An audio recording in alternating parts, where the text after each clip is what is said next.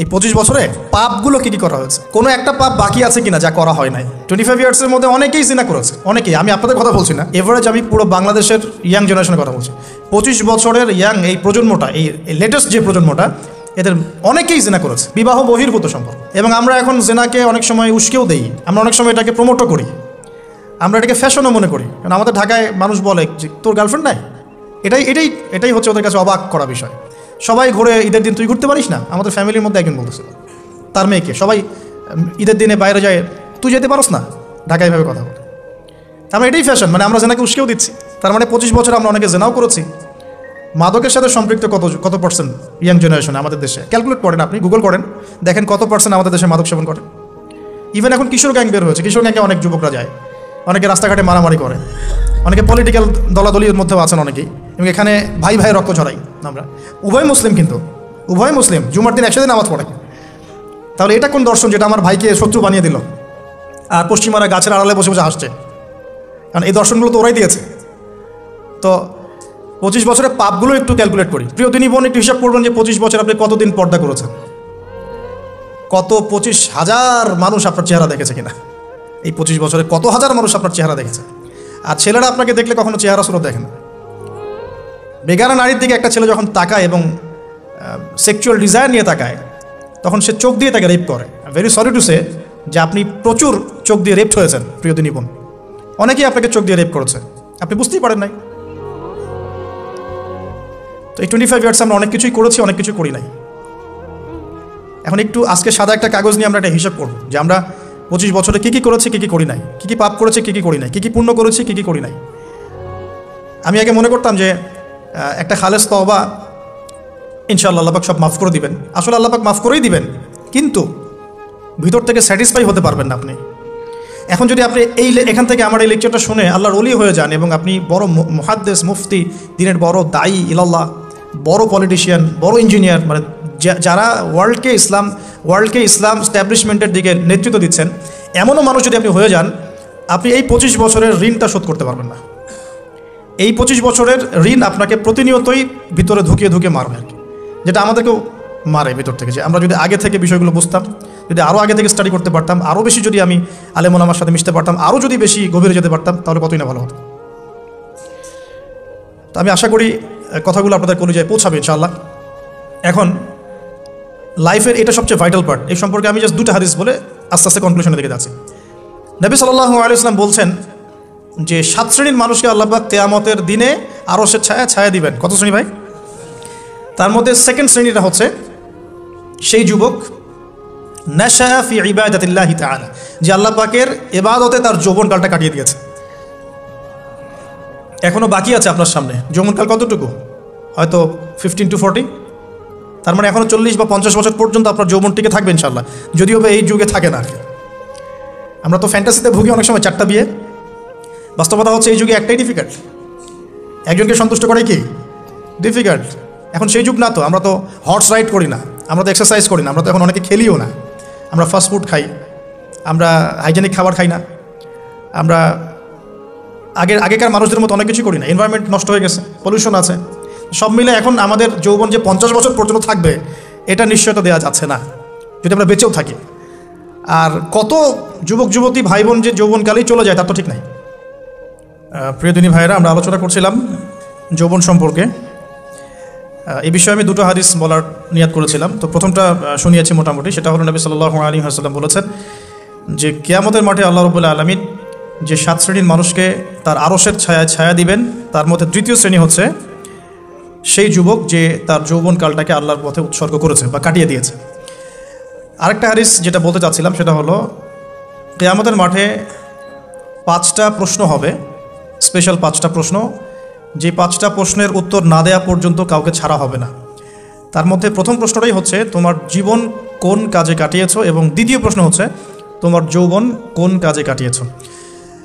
So আমি বলছিলাম আপনাদেরকে যে যৌবনকালটাকে যদি আমরা আল্লাহর পথে কাটাতে পারি, ইনশাআল্লাহ তাআলা আমাদের এই যে উদ্দেশ্যটা, যে নিজেরা দিন পালন করব, নিজের পরিবারের মধ্যে প্রতিষ্ঠা করব, আমাদের সমাজে দিন ইসলামের দাওয়াতি কাজ করব, যেখানেই থাকি সৎ থাকবো, একদিন ইনশাআল্লাহ দিন আবার বিজয়ী হবে, এই যে স্বপ্নগুলো, এগুলো বাস্তবায়িত হবে ইনশাআল্লাহ তখনই যখন আমরা নিজেরা পরিবর্তিত হয়ে সমাজের জন্য ভালো কিছু বয়ে নিয়ে আসবো ইনশাআল্লাহ।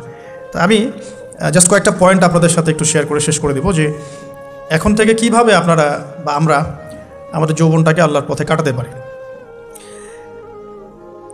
প্রথম যে পয়েন্টটা আমি লিখে নিয়ে এসেছি সেটা হলো, আমি একটু বলেওছিলাম যে আমাদের নিজস্ব খসড়া একটা আমলনামা তৈরি করতে হবে আর কি।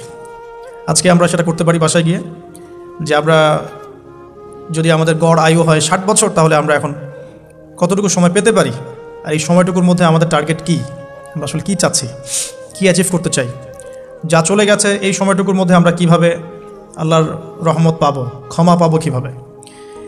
যা চলে গেছে এর মধ্যে অনেক নামাজ কাজা থাকতে পারে, রোজা কাজা থাকতে পারে। অনেক সময় এমন হতে পারে যে আমরা অন্যের হকও নষ্ট করেছি। প্রথম যে কাজটা করা উচিত সেটা হলো খালেস তওবা। 1 নাম্বার, তাহলে আমরা বলতে পারি যদি আমরা এখন সংকটগুলো চিহ্নিত করে সমাধানের পথে হাঁটতে চাই, তাহলে আমাদের যৌবনটা আল্লাহর পথে উৎসর্গ করা ছাড়া কোনো অপশন নাই। উৎসর্গ বলতে আমি বোঝাচ্ছি কাটিয়ে দেয়া, আল্লাহর ইবাদত করে কাটিয়ে দেওয়ার কোনো বিকল্প নাই। তার জন্য প্রথমত আমাদের নিজেদের জীবনের কৃতকর্মগুলোর হিসাব নিকাশ মেলাতে হবে, 1 নাম্বার। আর 2 নাম্বার হচ্ছে বিশুদ্ধ তওবা করে আল্লাহর পথে ফিরে আসতে হবে। বিশুদ্ধ তওবা কীভাবে করবো এটা আমরা অনেকে বুঝি না। অনেকে মনে করি যে মুখ দিয়ে জাস্ট আস্তাগফিরুল্লাহ বললেই হয়তো তওবা হয়ে যায়। বিষয়টা এমন নয়। বিশুদ্ধ তওবা হচ্ছে আপনি আল্লাহর দিকে পরিপূর্ণ অভিমুখী হবেন, রুজু করবেন, এর নাম হলো বিশুদ্ধ তওবা। যে পাপগুলো করেছি এগুলোর জন্য ক্ষমা চাওয়া, এই পাপগুলো কোনোদিন করবো না এরকম প্রত্যয় ব্যক্ত করা, আর যদি অন্যের সাথে সম্পৃক্ত কোনো হক থেকে থাকে সেটা ফেরত দেওয়া। তো আমরা আজকে গিয়ে সুন্দর করে ওযু করে 2 রাকাত নামাজ পড়তে পারি। 2 রাকাত নামাজ পড়ে আমরা আল্লাহকে বলতে পারি যে আস্তাগফিরুল্লাহাল্লাযী লা ইলাহা ইল্লা হুয়াল হাইয়ুল কাইয়্যুম ওয়া আতুবু ইলাইহি।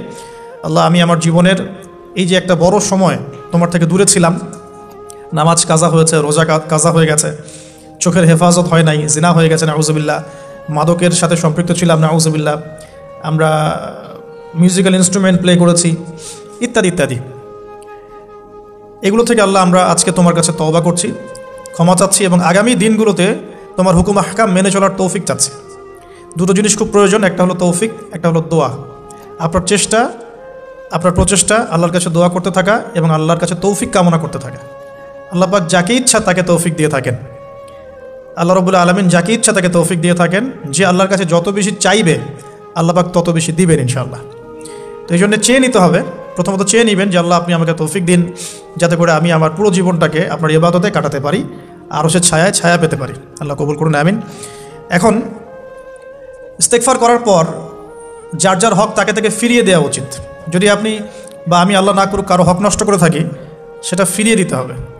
এই হক নষ্ট ফিরিয়ে দেওয়ার মানে এটা নয় যে গার্লফ্রেন্ডকে কথা দিয়েছিলেন বিয়ে করবেন, সেখান থেকে ফিরে আসা যাবে না, ব্যাপারটা কিন্তু এমন নয় আর কি। এরকমও প্রশ্ন আমাদের কাছে অনেকে করেছেন যে আমি তো আমার গার্লফ্রেন্ডকে কথা দিয়েছিলাম যে আমি তোমাকে ছাড়া আর কাউকে বিয়ে করবো না, তো এখন কি আমি ফিরে আসলে, তওবা করে ফিরে আসলে কি এর জন্য আল্লাহ আমাকে ধরবেন কিনা? মনে রাখবেন, শয়তান হচ্ছে এই পৃথিবীর সবচাইতে ইন্টেলেকচুয়াল প্রাণী। সিরিয়াসলি, ও যে এত বেশি স্মার্ট যেটা আমাদের চিন্তার বাইরে। যখন শয়তান সরাসরি মানুষকে পথভ্রষ্ট করতে ব্যর্থ হয়, তখন কিছু নেক্সট সুরত ধারণ করে। দিনী ভাই দিনী বোন, এটা নেক্সট সুরত, ঠিক আছে। তারপরে দাড়ি টুপিওয়ালা মানুষের মধ্যে এটা ঢুকিয়ে দেওয়া যে আমি তো অনেক আবেদ মানুষ, পরহেজগার, ওরা তো ককরোচ। দেখবেন বেশি না, 1 মাস যদি কেউ নামাজ পড়ে, 1 মাসে 10টা বই পড়াশোনা করে, ইসলাম সম্পর্কে একটু ঘাটাঘাটি করা শুরু করে, অন্যদের সাথে কথা বলার ক্ষেত্রে তার যে বডি ল্যাঙ্গুয়েজ, এটা খেয়াল করবেন। তো শয়তান কিন্তু অনেক স্মার্ট, এভাবে শয়তান অনেকভাবে মানুষকে প্রতারিত করতে পারে। সো শয়তানের নেক্সট শুরুতে ধোকায় পা দিবেন না। আল্লাহ পাক আমাদের সবাইকে হেফাজত করুন, আমিন। খুব ভালো একটা কাজ করছি মনে করেন, একটা বড় প্রজেক্ট করছি সারা বাংলাদেশ ব্যাপী, একটু মনের মধ্যে ঢুকিয়ে দিল যে মানুষ তো দেখুক, মানুষ ভালো বলুক, যথেষ্ট আমল ধ্বংস হওয়ার জন্য, এতটুকু যথেষ্ট আমল ধ্বংস হয়ে যাওয়ার জন্য। আল্লাহ মাফ করুক আমাদেরকে। তো প্রথমেই প্রিয় ভাই, তওবা করে ফিরে আসা, যার যার হক তাকে তাকে ফেরত দিয়ে দেওয়া। এরপরের সবচাইতে ইম্পর্টেন্ট জায়গাটাই হচ্ছে ইলম অর্জন করা। যেখানে আছেন সেখানেই থাকবেন, মানে যে প্রতিষ্ঠানে যে সাবজেক্টে পড়ছেন, এখন আপনাদের প্রায় জীবনের 20টা বছর চলে গেছে। এখন সবার পক্ষে আবার ইউটার্ন করে 0 থেকে স্টার্ট করা পসিবল না, এবং এটা বুদ্ধিমানের কাজও হবে না। ওই সেকশনে যারা আছেন তাদের সংখ্যা কিন্তু প্রচুর, যারা দিনই লাইনে পড়াশোনা করছেন, ঠিক আছে। আল্লাহ চাইলে তাদের মধ্য থেকেই ইনশাআল্লাহ এমন অনেক বড় বড় মুফতি, মুহাদ্দিস, ইমাম তৈরি হবেন যারা ধর্মীয় অঙ্গনে নেতৃত্ব দিবেন ইনশাআল্লাহ। আর যদি দেখা যায় তারা তাদের দায়িত্ব পালন না করেন, তখন আল্লাহ পাক জেনারেল থেকে মানুষ উঠায় নিয়ে আসবেন। এটা আল্লাহ পাকের কৌশল, আল্লাহ পাক করতে পারেন। এখন আপনি কি করবেন? যেহেতু আপনারা 20-25 বছর পার করে আসছেন, যে সাবজেক্টে পড়ছেন কন্টিনিউ করতে থাকবেন। যদি এনভায়রনমেন্ট থাকে ফ্রি মিক্সিংয়ের, এখানে আপনি আপনার চোখকে হেফাজত করার চেষ্টা করবেন সর্বোচ্চ। এ ব্যাপারে আমি একটা বই সাজেস্ট করি, এই বইটা পড়লে ইনশাআল্লাহ আপনার অন্তরের মধ্যে এই বিষয়গুলো কমে আসবে ইনশাআল্লাহ। সেটা হলো তাসকিয়া, ও আরেক নামে এসেছে, সেটা হলো তাসাউফ ও আত্মশুদ্ধি। তাসাউফ ও আত্মশুদ্ধি পুরো ওয়ার্ল্ডের ওয়ান অফ দ্য মোস্ট, বলবো যে অনারেবল একজন আলেমে দিন, টপ 10-এর মধ্যে একজন, আল্লামা তাকি উসমানী দামাত বারাকাতুহু, তার লেখা বই তাসাউফ ও আত্মশুদ্ধি। বাংলাদেশে যে মাকতাবাতুল আশরাফ তারা প্রকাশ করেছে, এই বইটা যদি পড়েন আপনার মনের মধ্যে নফসের যে খারাপ রিপুগুলো, এগুলো আস্তে আস্তে কমতে থাকবেন ইনশাআল্লাহ। এবং এই বইটা আমি বলি যে বারবার পড়া উচিত, হ্যাঁ। তো আল্লাহ তৌফিক দান করুন। এখন পুরোপুরি ট্র্যাক চেঞ্জ করতে যাবেন না, আপনি আপনার ট্র্যাকেই থাকবেন। এখন এই ট্র্যাকে থেকে আপনি কীভাবে ইসলামিক বেসিক জ্ঞান অর্জন করবেন, কীভাবে পসিবল? কঠিন, অসম্ভব কিছু না, কঠিন। আমি অভিজ্ঞতা থেকে বলি আমার মতো করে। ফার্স্ট অফ অল, একজন বিজ্ঞ কারি সাহেব, হাফেজে কোরআন বা কারি, প্রাথমিক স্টেজ বলছি, বিজ্ঞ একজন কারি সাহেব বা হাফেজে কোরআন, যার সাথে আপনার ভালো সম্পর্ক বা যাকে আপনি চিনেন, রিনাউন্ড বা যিনি খুব কোঅপারেটিভ, আপনাকে সময় দেন, টাইম দেন, এরকম কারো কাছে গিয়ে আপনি কোরআন তেলাওয়াত করা শিখবেন আগে। ফার্স্ট অফ অল এটা কাজ, কোরআন তেলাওয়াতটা আগে শিখবেন। আমি তো দুঃখ করে বলি, কষ্ট করে বলি যে আমাদের এই দিনী অঙ্গনে এমন অনেক মানুষ আছে যারা ইভেন কোরআন রিসাইট পর্যন্ত করতে না পেরেও অনেক বড় বড় জায়গায় অভিনয় করেন, দিনিয়াতের অভিনয় করে যান, নিজের সাথে অভিনয় করে যান। অনেক সময় উদ্ধতাবশত বড় বড় আলেমদেরকে বাহাসের জন্য চ্যালেঞ্জ করে থাকেন, অথচ কোরআন তেলাওয়াত শুদ্ধ না। কোরআন তেলাওয়াত শুদ্ধ না মানে নামাজই হচ্ছে না। কোরআন তেলাওয়াত শুদ্ধ না মানে কি? নামাজ হচ্ছে না। কবুল করার মালিক তো আল্লাহ, শর্ত তো এটা। কবুল করার মালিক তো আল্লাহ। আল্লাহ পাক চাইলে কেউ এক ওয়াক্ত নামাজ না পড়লেও তওবা করে ফিরে আসছে মৌতের আগে, হয়তো আমরা জানি না, আল্লাহ মাফ করে দিয়েছেন, হতে পারে না? এটা তো শর্ত। কোরআন তেলাওয়াত তাজবিদের সাথে শিখতে হবে। তো এখানে যদি একজন আলেম থাকেন, একজন কারি থাকেন, হাফেজ থাকেন, তার কাছে আপনারা ব্যাচ করে পড়লেন, অথবা সে যদি কোনো ইনস্টিটিউট খোলে সেখানে আপনারা একটু সময় দিলেন, বা যারা পড়তে জানেন আবার মস্ক করে নিলেন। ফজরের পর 1 ঘন্টা, সপ্তাহে 3 দিন, 3 মাস এনাফ। ফজরের পর 1 ঘন্টা, সপ্তাহে 3 দিন, আপনার 2 থেকে 3 মাস যথেষ্ট। কোরআন তেলাওয়াত আপনি শিখে ফেলবেন ইনশাআল্লাহ। এটা প্রথম কাজ। এটা না করে পরের কাজগুলো আসলে পসিবল না। এগুলো সব জাতামাতা কাজ হয়ে থাকবে, এগুলো মানে পূর্ণতা পাবে না। প্রথম কাজটাই কোরআন তেলাওয়াত শেখা। এরপরে আপনার অনেকে তাবলিগ জামাতে সময় দিবেন। অনেকে দেখা যায় যে বাসায় দিনই বই পুস্তক পড়েন, এগুলো পড়বেন, ঠিক আছে। অনেকে হাদিসের বইয়ের যে অনুবাদগুলো হয়েছে এগুলো পড়বেন, সমস্যা নেই, কিন্তু কোরআন তেলাওয়াত অবশ্যই শিখবেন। তারপরে আপনি যদি এখান থেকে বের হওয়ার পরে বা রানিং অবস্থাতেও যদি সময় বের করতে পারেন, তাহলে মাদ্রাসা অঙ্গনের কোনো আলেমের সহবতে গিয়ে আপনি অ্যারাবিক ল্যাঙ্গুয়েজ এবং অ্যারাবিক গ্রামার শিখবেন। ওটা আপনার শেখার লেসন 2, কোরআনের পর এটা শেখার লেসন 2। অ্যারাবিক ব্যাকরণ, অ্যারাবিক গ্রামার এবং অ্যারাবিক ল্যাঙ্গুয়েজ ছাড়া কোরআনের তাফসির, তর্জমা এগুলো বোঝা যায় না। যে যাই বলুক, এটাই ফুল স্টপ কথা। তাফসির আপনি তো বঙ্গানুবাদ দেখে অনেক কিছু বুঝতে পারেন ঠিকই। আল্লাহ পাক বলেছেন সুদ খেও না, জেনার ধার কাছে যেও না, এগুলো কমন মেসেজ, সেগুলো সবাই নিতে পারে। একজন অমুসলিম ভাইও ওইটা যদি বাংলা পড়তে পারে, সেও বুঝতে পারবে কী বলতে যাচ্ছেন আল্লাহ পাক। অ্যারাবিক ল্যাঙ্গুয়েজ, অ্যারাবিক গ্রামারের ভিতরে না ঢুকলে আপনি কোরআনের ভাষাটাকে ধরতে পারবেন না। আল্লাহ পাকের যে মানে ঐশী গ্রন্থের বালাগাত, এটা আপনি বুঝতে পারবেন না। এই জন্যে এটা তো সিম্পল এক্সাম্পল। আমরা যদি এখানকার ল্যাঙ্গুয়েজ কি, বইগুলোর ইংরেজি না বাংলা? ইংলিশ। মাশাআল্লাহ, ইংলিশ ল্যাঙ্গুয়েজ যদি না জানতাম, আমি কি এখানে পরীক্ষা অ্যাটেন্ড করতে পারতাম? আমি তো ওই টপিকটাই বুঝবো না, কোন টপিক আলোচনা হচ্ছে, স্যার কী পড়াচ্ছেন। আমার তো ইংরেজি গ্রামারের এবং ইংরেজি ল্যাঙ্গুয়েজটিক আমার কোনো দক্ষতা নাই। তাহলে আমি কীভাবে ওই চ্যাপ্টার 1, চ্যাপ্টার 2, চ্যাপ্টার 3, এই টপিক ওই টপিক কেমন করে বুঝতে পারি? সিমিলার এখানে কোরআনের ক্ষেত্রে যদি আপনি ল্যাঙ্গুয়েজগুলো না জানেন এবং গ্রামারটা না বোঝেন, তাহলে কোন সূরার ভিতরে কী গভীর মর্ম, এগুলো আপনি ধরতে পারবেন। ভাষা একটা অর্থ বুঝতে পারবেন।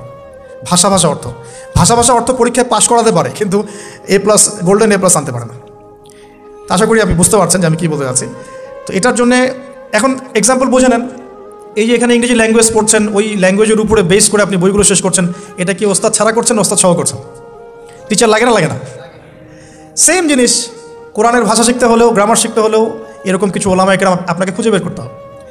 এখন ওলামায়ে কেরামরা কিন্তু অনেক ব্যস্ত, অনেকের অনেক কাজ থাকে, অনেকের মাদ্রাসা থাকে, অনেকের দিদি খেদমত থাকে। এর মধ্যেও আল্লাহর কাছে দোয়া করতে থাকেন, ইনশাল্লাহ আপনাকে আপনার ওস্তাদ আল্লাহ পাঠিয়ে দিবেন ইনশাল্লাহ।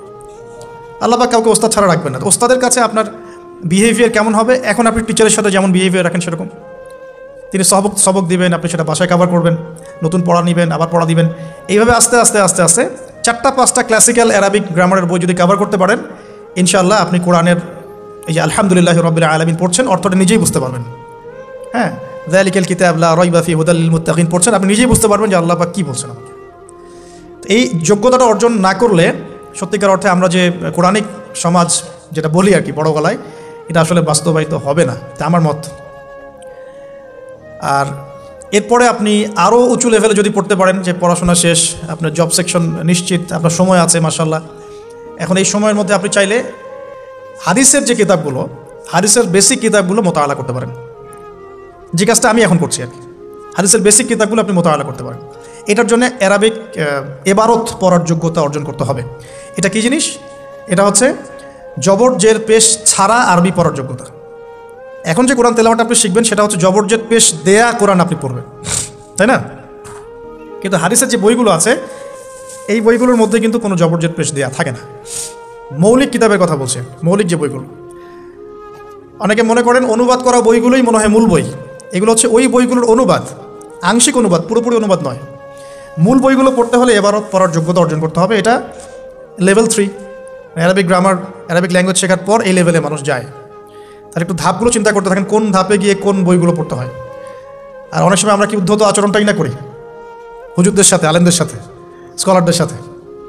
বিকজ আমাদের সামনে একটা চমৎকার প্ল্যাটফর্ম আছে ফেসবুক, তাই না? এখানে তো মানে রাত দিন, দিন আর রাত একই, রাতকে দিন বানানো যায়, দিনকে রাত বানানো যায়। হ্যাঁ, এখানে ওই যে আলোর প্রতিসরণের মতো হয় আর কি, সাইজ এতটুকু, বিম্ব হবে এত। তো আল্লাহ মাফ করুক আমাদেরকে। এখন হাদিসের মোতালা যদি করতে না পারেন, ওই পর্যায়ে যেতে না পারেন, তাহলে কি? তাহলে ওই হাদিসের মধ্যে যে কিতাবগুলো বাজারে অনুবাদ হয়েছে ওগুলো পড়তে হবে। যেমন অনুবাদ হয়েছে ফয়জুল কালাম একটা হাদিসের কিতাব, মাদ্রাসায় পড়ানো হয়। এর মধ্যে চমৎকার অনেকগুলো হাদিস আছে, প্রায় সম্ভবত 1000-এর বেশি হবে। এরপরে মোতালা করতে পারেন আপনি মিশকাতুল মাসাবিহ, এই বইটাও অনুবাদ হয়ে গেছে, এটাও ভালো কিতাব মাশাআল্লাহ। এরপরে আছে রিয়াদুস সালেহিন, এটাও একটা চমৎকার কিতাব। বুলুগুল মারাম মিন আদিল্লাতিল আহকাম, এটা একটা কিতাব আছে, এটাও মোতালা করতে পারেন হাদিসে। এরপরে আছে আপনার এখন যেটা বলছি, ইসলামিক ফাউন্ডেশন হয়েছে অনেক আগেই। এছাড়া বাংলা বাজার ঢাকায় যে ইসলামিক লাইব্রেরিগুলো, প্রকাশনা সংস্থাগুলো আছে, তারা মোটামুটি আবু দাউদ, তিরমিজি, নাসাই, ইবনে মাজা, কোনো প্রকাশনী বুখারী মুসলিমের কিছু ভার্সনও অনুবাদ করেছে। তবে এই উঁচু লেভেলের হাদিসের কিতাবগুলো শুরুতেই হাত দেওয়া যাবে না, এটা একটা মাথায় রাখবেন। শুরুতেই এই বড় বড় কিতাবগুলো হাত দেওয়া যাবে না। প্রথমে মানে আমরা তো আগে এসএসসি ইন্টার পাস করে এখানে আসছি না, নাকি আগে ডাইরেক্ট এখানে ভর্তি হয়েছে? একই বিষয়। ওরকম ফয়জুল কালামের মতো বইগুলো আগে পড়তো, ফয়জুল কালাম, আলফিয়াতুল হাদিস, রিয়াদুস সালেহিন, মিশকাত, এগুলো আগে পড়বেন। তারপরে গিয়ে যদি যোগ্যতা হয় ওই বইগুলো হাত দিবেন। তবে অনেক সময় দেখা যাবে একটা হাদিস বুঝতে পারছেন না, কোরআনের আয়াত বুঝতে পারছেন না, ওই অবস্থাতেই ওই হাদিস এবং ওই কোরআনের আয়াতকে রেখে দিবেন। এটাকে নিয়ে কোনো রকমের কনক্লুশনে চলে যাবেন না, আর ওইটাকে নিয়ে প্রচার করতে যাবেন না। বরং এগুলোকে একত্রিত করে সপ্তাহে একদিন আবার আলেমের কাছে চলে গেলেন, ওস্তাদ এগুলো বুঝি নাই, লাস্ট উইকে আমি এগুলো পড়েছি, এটা বুঝি নাই, তিনি বুঝিয়ে দিবেন ইনশাআল্লাহ। এগুলো পড়াশোনা। এর পাশাপাশি আমি বলছি বিষয়ভিত্তিক ইতিহাসের বই চলে আসছে, ইসলামের ইতিহাসের বই চলে আসছে, তারপরে সিরাতের অনেক বই বাজারে চলে আসছে, প্রায় 40-45টা বই পাওয়া যায় সিরাতের এখন বাংলাদেশে। তারপরে ফিকহের অনেক বই অনুবাদ হয়ে গেছে। এছাড়া আকিদার অনেক বই পাওয়া যায়। সবচেয়ে ভালো হয় যে আকিদা তাহাভিয়া বইটা পড়তে পারেন, এই বইটা পড়লে অনেক চমৎকার হবে। এর পাশাপাশি বরেণ্য ওলামায়ে কেরামদের বই পড়বেন। মানে বরেণ্য ওলামায়ে কেরাম কারা? যারা পুরো ইসলামিক বিশ্বে স্বীকৃত, যারা কোনো সাম্প্রদায়িকতা বিলং করেন না, যে আমি এই সম্প্রদায়ের মানুষ, আমি ওই সম্প্রদায়কে মুসলিম মনে করি না, এরকম না। যারা বরেণ্য রিনাউন্ড ওলামায়ে কেরাম সারা ওয়ার্ল্ডে। এই যে বললাম আল্লামা তাকি উসমানী হাফিজাহুল্লাহ, একজন বরেণ্য আলেম, তার যে কোনো কিতাব চোখ বন্ধ করে পড়তে পারেন, কোনো সমস্যা নেই। বাংলাদেশে আব্দুল মালেক সাহেব হাফিজাহুল্লাহ, মার্কাজুদ দাওয়ার পরিচালক, একজন বরেণ্য আলেম। আশরাফ আলী থানভী রাহিমুল্লাহ, একজন বরেণ্য আলেম। হানাফি কওমের ফিকহে এরকম অনেক বরেণ্য ওলামায়ে কেরাম আছেন। তারপরে আরবের মধ্যে এমন অনেক বরেণ্য আলেম আছেন, শাইখ উসাইমিন, শাইখ বিন বাজ, সলে আল ফাউজান, এরকম অনেক বড় বড় আলেম আছে যারা রিনাউন্ড ওলামায়ে কেরাম, তাদের কিতাবগুলো আপনি পড়তে পারেন। কিন্তু যাদের মানে লেখা এবং গবেষণাগুলো ছাত্র পর্যায়ের, এগুলোকে আপনি প্রামাণ্য বই বানাবেন না। তো প্রামাণ্য বই পড়বেন আর আলেমের সাথে সম্পর্ক রাখবেন, দুটো যখন একসাথে থাকবে তখন আপনি কিছু আটকে গেলেও তার সাথে পরামর্শ করে একটা কনক্লুশন খুঁজে পাবেন। এগুলো হলো জাস্ট বই সংক্রান্ত কথা বললাম। এখন এগুলো হচ্ছে সবচেয়ে বড় বিষয়টা হচ্ছে, এগুলোর চাইতে বেশি বড় বিষয় হচ্ছে যে কোনো একজন, অন্তত পক্ষে একজন, আপনি চাইলে 10 জনের সাথেও রাখতে পারেন, কিন্তু অন্তত পক্ষে একজন মুহাক্কিক আলিমের সাথে আপনি সম্পর্ক রাখবেন পরামর্শের জন্য। অন্তত পক্ষে একজন মুহাক্কিক আলেমের সাথে, মানে হকপন্থী মুহাক্কিক আলেমের সাথে আপনি সম্পর্ক রেখে চলবেন। এটা অনলাইনের যুগ, এটা তো কিন্তু সহজ। আর এই সম্পর্ক শুধু অনলাইন কেন্দ্রিক হবে এমনটাও বলছি না। তার সাথে সাক্ষাৎ করবেন, তার কাছে নসিহত নেবেন, তার কাছে গিয়ে কিছু পড়বেন, হ্যাঁ, তাকে দেখবেন তিনি কীভাবে আমল করেন, ব্যক্তি জীবনে তিনি কেমন, তিনি আপনাকে কী নসিহত করেন, তার সাথে মিশবেন। সহবত মানে কি? মানে আমরা কি শুধু টিচারদের মানে পড়াশোনাগুলোই ফলো করি না, টিচারকে দেখিও বটে। আমরা বস্তুবাদী এডুকেশনের ক্ষেত্রে হয়তো অত কেয়ার করি না, টিচার যেটা পড়াচ্ছেন ওটা জাস্ট টুকে নেই, পরীক্ষা পাস করলেই হইল। আমরা টেন্ডেন্সি এমন, কিন্তু ইসলামিক এডুকেশনটা কিন্তু এমন নয়। সাহাবায়ে কেরাম রাদিয়াল্লাহু আনহুম আজমাইন, তারা এই আমাদের মতো কাগজের বই পুস্তক পড়ে ইসলাম শেখেন নাই। কীভাবে শিখেছেন তাহলে? সরাসরি নবীকে দেখে শিখেছেন। নামাজ পড়তে গিয়েছেন, দেখেছেন নবী কেমন করে নামাজ পড়েন, দেখছেন নবী কেমন করে হাঁটেন, দেখছেন নবী কেমন করে কাপড় পরেন, দেখছেন নবী কেমন করে আতর ইউজ করেন, কেমন করে তিনি হাসেন, কেমন করে মানুষের সাথে মেশেন, হ্যাঁ, কথা বলার সময় কেমন করে মানুষের দিকে তাকান। খুঁটে খুঁটে একটা একটা করে নিয়ে হাদিসের এক একটা অধ্যায় রচিত হয়েছে। নবী কেমন করে তাকান, নবী কেমন করে মেসওয়াক করেন, নবী কেমন করে হাসেন, এগুলো আপনি অধ্যায় পাবেন। ইভেন আপনি অধ্যায় পাবেন নবী কেমন করে চুল আঁচড়ান। তাহলে আপনি দেখেন সাহাবীরা কীভাবে খুঁতে খুঁতে নবীকে দেখেছেন। বলা হয় আব্দুল্লাহ বিন মাসউদ রাদিয়াল্লাহু আনহু সম্পর্কে, তিনি নবীকে এত বেশি কপি করতেন হাঁটা চলা কথাবার্তায় যে নবী সাল্লাল্লাহু আলাইহি ওয়াসাল্লামের পরের যুগের অনেক মানুষ এসে দ্বিধাদ্বন্দ্বে পড়ে যেত যে রাসূল সাল্লাল্লাহু আলাইহি ওয়াসাল্লামকে দেখছি নাকি। এমনভাবে কপি করতেন, এমনভাবে। সো এখানে আমি সোহবতের বিষয়টা বোঝাতে যাচ্ছি যে কোনো অন্ততপক্ষে একজন মুহাক্কিক আলেমের সাথে সম্পর্ক রাখবেন। অন্তত একজন, আপনি চাইলে 10 জন 20 জন 50 জনের সাথে রাখতে পারেন। অন্ততপক্ষে একজন যাকে দেখে আপনি শিখবেন, আপনার স্টাডিগুলোকে, আপনি যেটা সমস্যা ফেস করছেন সেগুলোকে তার সামনে পেশ করতে পারেন। এটা আমি খুঁজে দিব না আপনাদেরকে, নাম বলেও দিব না, আমি কার সাথে সম্পর্ক রেখে চলি এটা আমি বলবো না, এটা আপনাকে খুঁজে বের করতে হবে। তবে এখানে আমি একটা কথা বলে দিব যে যেহেতু আমরা সব সাধারণ মানুষ, আমরা তো কেউ স্কলার নই এখানে, আমরা কেউ মানে যেটা বলি যে মুজতাহিদ, ইজতেহাদ করার যোগ্যতা রাখি না আমরা এখানে কেউ। সেক্ষেত্রে অবশ্যই আমাদেরকে পূর্বসূরি ওলামায়ে কেরামদেরকে ফলো করতেই হবে, কারণ কোরআন সুন্নাহ নতুন করে গবেষণা করে আপনি তো সব মাসআলা বের করতে পারবেন না। এই কারণে আমাদেরকে মাযহাব মানতে হয়, এটা খারাপ কিছুই না। এটা নিয়ে অনেক কথা সমাজে এখন শুনি, দেখি, দরকার নাই, আমরা লা মাযহাবী, আমরা এইটা, আমরা সেইটা। এগুলো আসলে বোগাস কথাবার্তা এবং সমাজ বিভক্তকরণের মূল হাতিয়ার এগুলো হয়ে গেছে। সমাজের ইউনিটি নষ্ট করবেন কেন? কোরআন এবং সুন্নাহ আল্লাহ ফলো করতে বলেছেন, দ্যাটস অল। আর কোরআন সুন্নাহ আপনি কি, এখন আমি যদি আপনাকে কোরআন এই যে দিলাম, নেন কোরআন, নেন তাফসির ইবনে কাসির, নেন তাফসির জালালাইন, নেন আপনি তাফসিরে মারিফুল কোরআন, নেন এইটা, এই যে বুখারী নেন, মুসলিম নেন, তিরমিজি, আবু দাউদ, নাসাই সব নিয়ে নেন। এখন আপনি কি গবেষণা করে সব মাসআলা আমাকে দিতে পারবেন? ইম্পসিবল, আমার পক্ষে ইম্পসিবল। তাহলে এগুলো যারা গবেষণা আগে করেছেন তাদের কিতাব তো আমাদেরকে পড়তে হচ্ছে। এটাই হলো তাদের মত নেয়া, তাদের মত অনুযায়ী পথ চলা। তো এই জিনিসগুলো নিয়ে যারা বাড়াবাড়ি করছে এটা খুবই দুঃখজনক। অবশ্যই কোরআন সুন্নাহকে ফলো করতে হলে আমাদেরকে হকপন্থী উলামায়ে কেরামের সোহবতে যেতেই হবে, তাদের বইপত্র, লেকচার, তাদের নসিহত, তাদের ফিকহের কিতাব, এগুলো আমাদের ঘাটতে হবে। আদারওয়াইজ আমরা সরাসরি কোরআন সুন্নাহর দাবি করলেও মানতে পারবো না, সরাসরি কোরআন সুন্নাহ মানিয়ে দাবি করলেও মানতে পারবো না, বিকজ আমি তো কোরআন সুন্নাহর সব জ্ঞান রাখি না। ক্রিপ্টোকারেন্সি হালাল না হারাম আমি যদি আপনাকে এখন প্রশ্ন থ্রো করে দিই, নেন সব বই দিয়ে দিলাম কোরআন সুন্নাহর, আপনি কি ঘেটে আমাকে অ্যান্সার দিতে পারবেন? তাহলে এটা ঘাটবে কারা? যারা এটা ঘাটার যোগ্যতা রাখে। তারা ঘেটে যখন একটা প্যানেল করে একটা ফতোয়া যখন আসবে যে না এটাই, তখন আমরা সেটাকে ফলো করব, দ্যাটস অল। এই জিনিসটা রাসূল সাল্লাল্লাহু আলাইহি ওয়াসাল্লামের যুগেও ছিল, সাহাবীদের যুগেও ছিল, তাবেঈনদের যুগেও ছিল। এটা আস্তে আস্তে চলে আসছে এই পর্যন্ত। এখানে ক্লাসিক্যাল যে ইসলাম চলছে এখানে থাকলে আপনার বিভ্রান্ত হওয়ার কোনো চান্স নাই। কিন্তু এর আশপাশে ব্যাঙের ছাতার মতো অনেক মতাদর্শ এসেছে এখন, নতুন নতুন অনেক। এগুলোতে পা দিলে নেক্সট শুরুতে ধোকা খাবেন শয়তানের মতো। ওই যে বললাম, শয়তান নেক্সট শুরুতে ধোকা দেয়, মনে হবে যে আমি তো সরাসরি কোরআন সুন্নাহ ফলো করি। আদতে আপনি কোরআন সুন্নাহই ফলো করছেন না, আদতে আপনি কোরআন সুন্নাহর কিছুই ফলো করতে পারবেন না। ফলো করলেও আংশিক পারবেন, আংশিকটা পারবেন না। একটা মাসআলা মনে করেন, একটু বলেন এই জায়গায়, একটা মাসআলা মনে করেন এসেছে যে আমরা বর্তমান অর্থ ব্যবস্থায় আমরা কিভাবে আমাদের ব্যাংকিং সিস্টেমটা সাজাবো। ধরেন একটা মাসালা এসেছে, এখন এই বিষয়ে যদি আমরা ইকোনমিক্সের উপর দক্ষ ওলামায়ে কেরামদের শরণাপন্ন না হই, আমরা কি অ্যান্সার নিতে পারবো? আমি কি পারবো উত্তর দিতে? আপনি কি পারবেন? যে কোরআন এবং সুন্নাহ গবেষণা করেছেন এবং যার কাছে অর্থনীতির জ্ঞান আছে, ওই রকম মুহাক্কিক কোনো আলেম আপনাকে বলতে পারবে এখন আমাদের কি করা দরকার। এই জিনিসটাই যদি আমরা বাংলাদেশের সংবিধান সম্পর্কে জানতে চাই, আমাদেরকে আইনজীবীর কাছে যেতে হবে। আমরা যদি রোগ নির্ণয় করতে চাই, ডক্টরের কাছে যেতে হবে। এখানকার ইঞ্জিনিয়ারিং যা পড়ানো হয় আমি কি সেটা বলতে পারবো? তাহলে আমাকে এখানকার স্যারের কাছে যেতে হবে, স্যার এখানকার বিষয়টা কী আমাকে একটু বুঝাই দেন। তখন তিনি তার জ্ঞান থেকে এবং তার জ্ঞানের সোর্স থেকে ঘেটে ঘেটে আমার জন্য কিছু সমাধান বের করে দিবেন, আমি তো সেটা ফলো করব। এই ফলো করা জিনিসটাকে যারা নেগেটিভলি উপস্থাপন করছেন, এটা ঠিক না। এটা একটা উদ্ধত আচরণ হচ্ছে, অহংকার হচ্ছে। এই ফিতনাগুলো থেকেও বেঁচে থাকতে হবে। এই জন্য আমি বললাম অন্তত একজন মুহাক্কিক আলেমকে ধরে বসে থাকবেন। এটা আমি কিন্তু পীর মুরিদি বোঝাচ্ছি না, ঠিক আছে? আমি বোঝাচ্ছি যে আপনি মানুষের সহবতে থাকবেন, পরামর্শভিত্তিক, যে কোনো একজন হকপন্থী আলেম। এখন এরপর কি? এরপরে আপনি পড়াশোনা চালিয়ে গেলেন, আলেম আপনার কাছে পরিচিত আছেন, আপনি টাচে আছেন, পড়াশোনা করছেন, কোরআন হাদিস মোতালা করছেন, মাশাআল্লাহ দ্বীনের জ্ঞান অর্জন করছেন।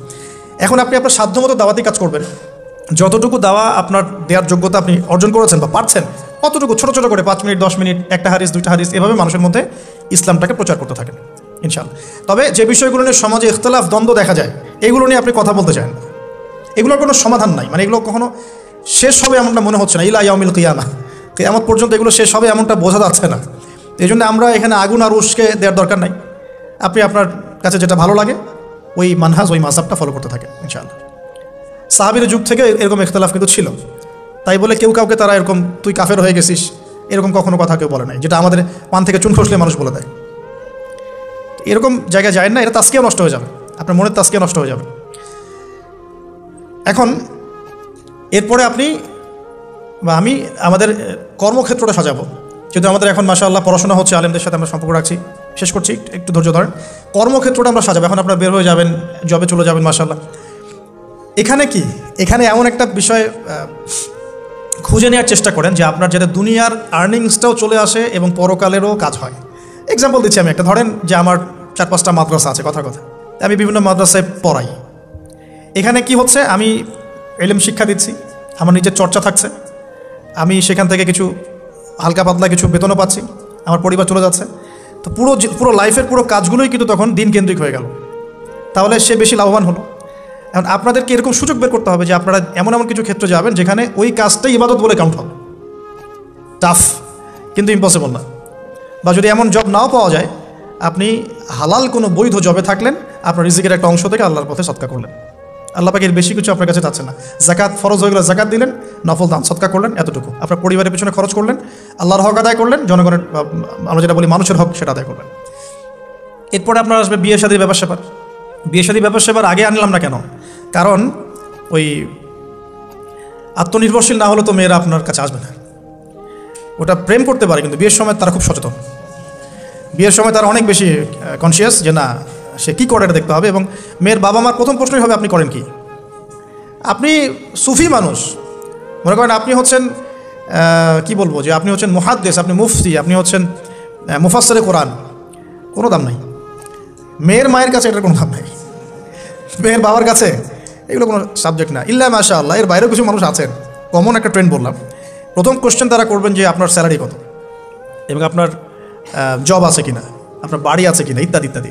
এই জন্যই বললাম যে আগে আর্নিং সোর্সটা নিশ্চিত করে তারপরে এদিকে যান, তাহলে সম্মানটা বজায় থাকবে। আত্মসম্মান ছেলেদের একবার নষ্ট হয়ে গেলে তার ফিরে আসে না। আমরা যখন নিচের হাত হই তখন আমাদের আত্মসম্মান বলে কিছু থাকে না। আপনার আর্নিং যদি মাসে 50,000 1 লাখ টাকাও হয়, এই টাকাগুলো কিন্তু খুব বেশি বড় না এখন, কারণ এখন 1 লাখ টাকার মানে 1 লাখ টাকা নাই, এখন ওটা 50,000 চলে আসছে। আস্তে আস্তে হয়তো আরও কমবে। যারা এগুলো বোঝেন না তারা অযথাই সমালোচনা করেন, কিন্তু আসলে ব্যাপারটা এরকমই হচ্ছে। আমি তাদের হেদায়েতের জন্য দোয়া করি।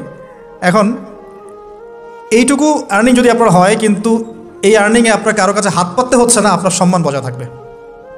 যখনই আমাদেরকে হাত পাততে হবে আমাদের সম্মানটা কমে যায়। আর যদি কেউ ভুল করে ঘর জামাই হন তাহলে তো অবস্থা খারাপ, ঠিক আছে? তো এই জন্যে আয়ের একটা অংশ নিশ্চিত করতে হবে। এই জন্য একটু সবর করেন। এই সবরের সময়টা কী করবেন? বেশি বেশি ফোন চালাবেন, তাহলে সবর করতে পারবেন না। এই সবরের সময়টুকু মোতাআলা করবেন, পড়াশোনা করবেন, সম রাখবেন, আপনার রোজা রাখবেন, ভালো কাজে ব্যস্ত থাকবেন, ইনশাআল্লাহ প্রবৃত্তি নিয়ন্ত্রণে থাকবে। আর যদি আপনার বিকল্প অপশন থাকে, কৃষি অপশন থাকে, কৃষিকাজের সুযোগ আছে, ব্যবসার সুযোগ আছে, বা আপনার পৈতৃক সম্পত্তি আছে, সেক্ষেত্রে আপনি আগে বিয়ে করে রাখতে পারেন, কোনো সমস্যা নেই। আসসালামু আলাইকুম। ভিডিওটা যদি ভালো লাগে তাহলে ভিডিওতে একটা লাইক, কমেন্ট, শেয়ার এবং নতুন দর্শক হয়ে থাকলে অবশ্যই চ্যানেলটা সাবস্ক্রাইব করবেন।